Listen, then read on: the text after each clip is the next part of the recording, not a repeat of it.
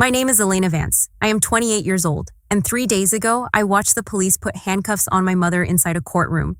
I did not feel sad. I did not feel relieved. I felt precise, like a math equation that had finally been balanced to zero. Most people think family is a sanctuary.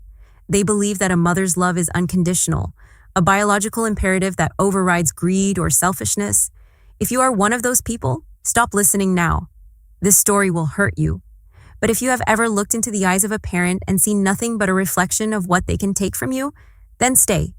Because I am going to tell you how I survived the person who gave me life, and how I destroyed her with the one thing she never understood: the truth. Let's go back to the beginning. Not my birth, but the day my life actually started. 2003, I was 7 years old. The house was quiet, the kind of heavy, expensive quiet you only find in old mansions in Connecticut. My mother, Sandra, was standing in the foyer. She had a single suitcase. It was Louis Vuitton. I remember staring at the monogram pattern, counting the little symbols because I couldn't bear to look at her face. She wasn't crying. She was checking her reflection in the hallway mirror, applying a fresh coat of red lipstick. She looked at me, not with love, but with a strange sort of pity, like I was a pet she was forced to leave behind at a shelter. She told me, "Mommy needs to find her happiness, Elena. You are a big girl. You will be fine with your grandparents." Then she walked out the door. She got into a taxi and vanished. She didn't call on my birthday. She didn't call on Christmas. For 15 years, she was a ghost. I was raised by my grandparents, Charles and Eleanor. They were not warm people. They were steel wrapped in cashmere. Grandfather Charles was a titan of industry, a man who built a logistics empire from nothing. Grandmother Eleanor was the socialite who ran the charities. In their house, crying was considered bad manners. Emotions were inefficiencies. Grandfather Charles saw something in me. Maybe he saw the abandonment in my eyes and decided to fill that hole with ambition. He didn't give me dolls, he gave me ledgers. He taught me that in a world full of liars, numbers are the only thing that tell the truth. Money, he said, is not just currency. It is a shield. It is the wall you build so that no one can ever hurt you again. I took that lesson into my bones. I studied while other kids partied. I graduated top of my class from Wharton. By 26, I was the chief financial officer of a mid-sized tech firm in Seattle. I was cold. I was calculated. I was safe. And then the wall cracked. 6 months ago, the inevitable happened. Grandfather Charles passed away from a stroke. Grandmother Eleanor followed him 3 weeks later. They say a broken heart is a poetic metaphor, but I saw the medical charts. It is very real. I was 28, alone in a 6-bedroom estate, inheriting a legacy worth $8 million. The funeral was a private affair. Rain, black umbrellas, a few business associates, and then a taxi pulled up. I knew who it was before the door opened. I could smell the perfume, a heavy, floral scent that tried too hard to mask the smell of cigarettes. Sandra stepped out, my mother. She hadn't aged gracefully. Her face was tight, the result of too much Botox and not enough joy. She wore a black dress that was slightly too short for a funeral, and she threw herself onto the coffin with a theatrical sob that echoed across the cemetery. She didn't look at me until the service was over. Then she walked up to me, eyes dry, and pulled me into a hug that felt like being squeezed by a python. She said, "Elena, my baby, I am so sorry I missed so much, but I am here now. Mommy is home." I stood there, stiff as a board. I wanted to push her away. I wanted to scream, but I didn't. I just nodded. Because I knew she wasn't here for me. She was here for the $8 million. The weeks following the funeral were a masterclass in manipulation. We call it love bombing. She moved into the guest house without asking. She cooked dinner. She filled the house with flowers. She talked about how much she regretted leaving, how she was a different person now. She blamed her absence on a bad marriage, on depression, on everything except her own selfishness. She started dropping hints. Subtle at first.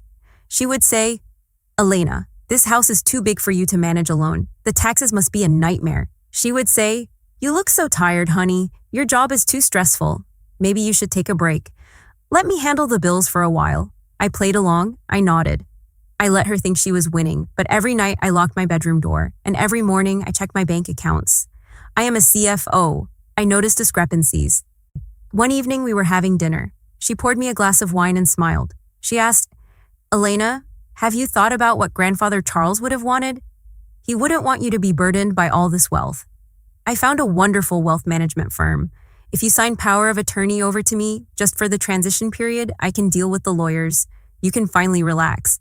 I put my fork down. I looked her in the eye. I said, "No, The smile vanished. It didn't fade. It simply deleted itself. Her eyes went flat. She asked, "Excuse me?" I said, "I manage budgets for a living, Sandra. I don't need help. And I certainly don't need help from a woman who hasn't had a job since 1995. She stood up. She didn't scream. She looked at me with a cold, terrifying calculation. She said, "You are just like him. You are cold. You are mentally unstable, Elena. I can see it. You are having an episode." I told her to get out of my house. She left the next morning. I thought that was the end of it. I thought I had won. I was wrong. That was just the opening move. 2 weeks later, I was at a business lunch in downtown Seattle. I handed the waiter my platinum credit card to pay for the meal. He came back 3 minutes later looking embarrassed. He whispered, "I am sorry, Ms. Vance." The card was declined. I frowned. That was impossible. The limit on that card was $50,000. I handed him another card, declined. My phone buzzed, a notification from my bank. Account frozen. I felt a cold shiver run down my spine. I called the bank immediately. The operator sounded sympathetic but firm. She said, "Ms. Vance, we received a court order this morning, a temporary freeze on all assets pending a competency hearing." I asked, "Oh, what?" She said, "A petition for conservatorship has been filed against you. The petitioner claims you are in the midst of a severe mental health crisis and are a danger to your own financial well-being." I asked, "Who is the petitioner?" She said, "Sandra Vance, your mother." I dropped the phone. She wasn't just trying to steal the money. She was trying to steal my life. She was using the Britney Spears playbook. If she could convince a judge that I was mentally incompetent, she would gain control of everything. My money, my house, my medical decisions. I would be a prisoner in my own skin. I drove straight to the office of Marcus Thorne. Marcus was my grandfather's attorney. He was a man who smiled rarely and billed $800 an hour. He read the petition in silence. He said, "This is aggressive. She has affidavits here." I asked, "From who?" He read them out. One was from a nanny I hadn't seen in 20 years, claiming I used to bang my head against walls as a child. Lie. Another was from a doctor I had never met, a Dr. Aris, who claimed he had treated me via telemedicine and diagnosed me with severe bipolar disorder and paranoia. Lie. Marcus looked at me. He said, "Elena, this is serious. In probate court, the burden of proof is tricky. If she puts on a good show and if the judge is conservative, she could get a temporary order. Once she has that, she can drain your accounts for her quote-unquote expenses before we can stop her." I asked, "So what do we do?" Marcus said, "We fight, but we need dirt. We need to prove she is unfit." I went home that night and I did what I do best. I dug into the numbers. I didn't sleep for 48 hours. I pulled every public record I could find on Sandra Vance. I used the dark web, I used forensic accounting software, and then I found it. It wasn't just one thing. It was an avalanche. I found a credit report, not hers, mine, but it was a file I had never seen. It showed credit cards opened in my name in 2016, 2018, 2020. I was in college in 2016. I didn't need a credit card. I looked at the statements, luxury handbags, trips to Cabo, online gambling, and tens of thousands of dollars in debt, all in the name of Elena Vance. She had stolen my identity. She had been using my social security number since I turned 18. She had been living off my credit score while I was studying in the library. I felt sick, physically sick. The woman who abandoned me had been carrying me in her wallet the whole time. I called Marcus at 3 a.m. I told him what I found. He said, "Elena, this is a federal crime. Identity theft, wire fraud. We can call the police right now. We can have her arrested before the hearing." I held the phone tight. I looked at the rain hitting my window. If we arrested her now, she would play the victim. She would cry to the press. She would say she was a desperate mother doing what she had to do. She would get a plea deal, probation. No, that wasn't enough. I remembered Grandfather Charles. Numbers don't lie, but people do. And to catch a liar, you have to let them speak first. I told Marcus, "No, do not call the police." He asked, "Why?" I said, "I want her to say it under oath. I want her to stand in front of a judge and swear that she is doing this for my benefit. I want her to commit perjury. And then, when she thinks she has won, I want to drop the hammer." The hearing was set for yesterday morning. The courtroom smelled of floor wax and stale coffee.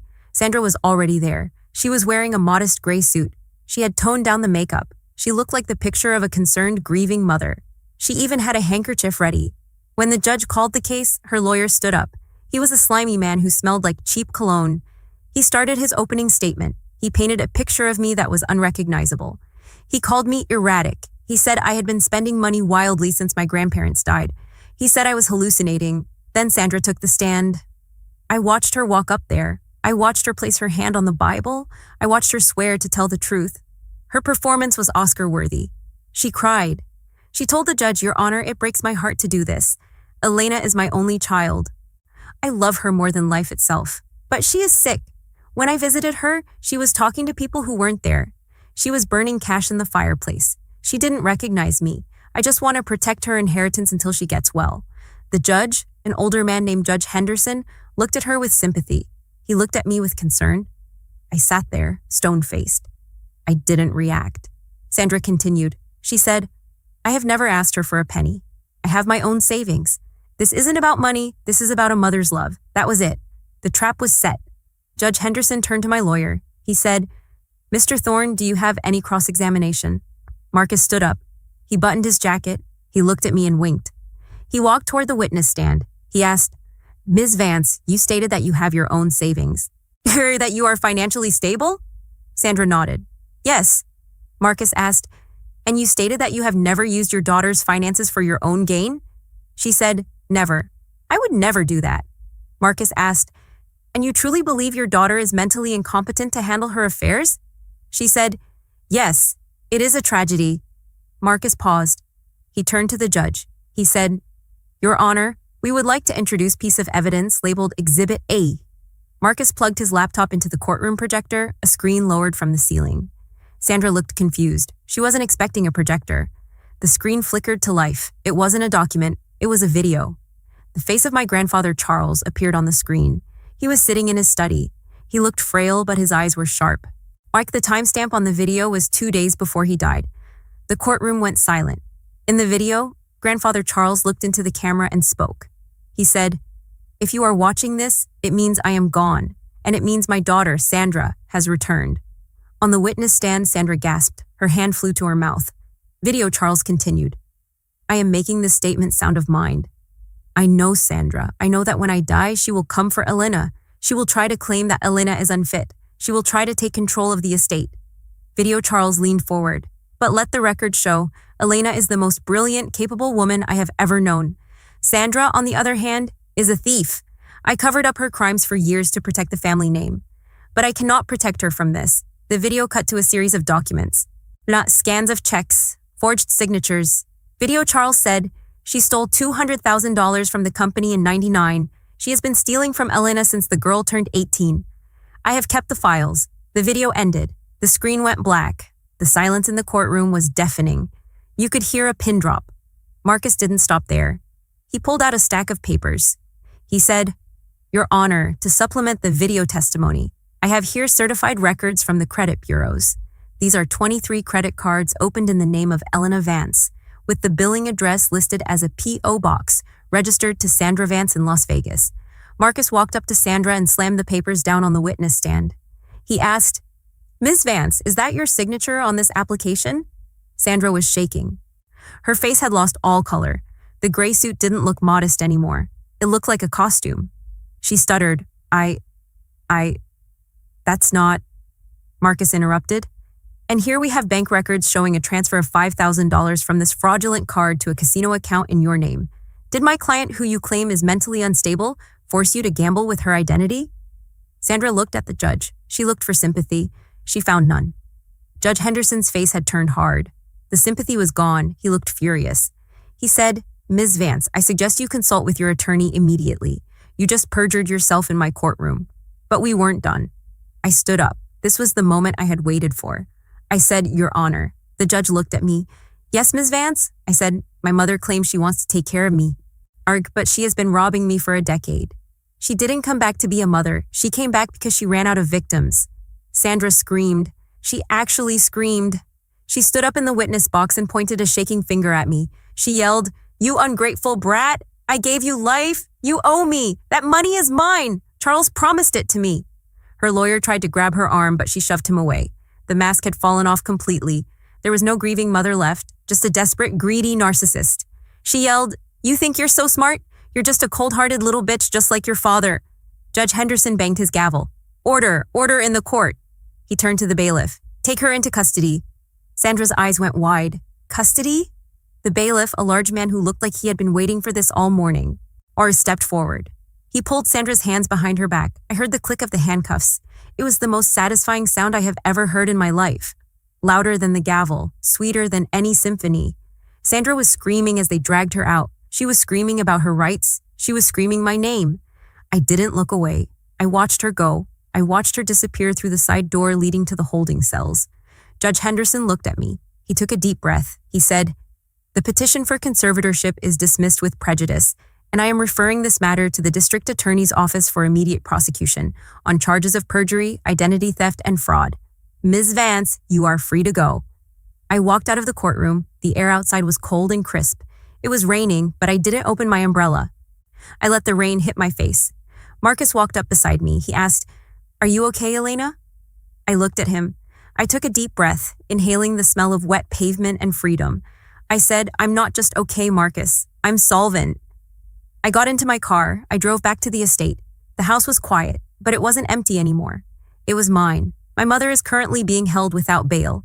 The federal charges are piling up. She is looking at 10 to 15 years in prison. She wanted a place to stay, a place where she would be taken care of. Well, she got it. 3 meals a day and a roof over her head, courtesy of the state. People say that revenge is a dish best served cold. They are wrong. Revenge is not a dish. It is a balance sheet. And for the first time in my life, the ledger is finally clear. My name is Elena Vance, and I am finally free.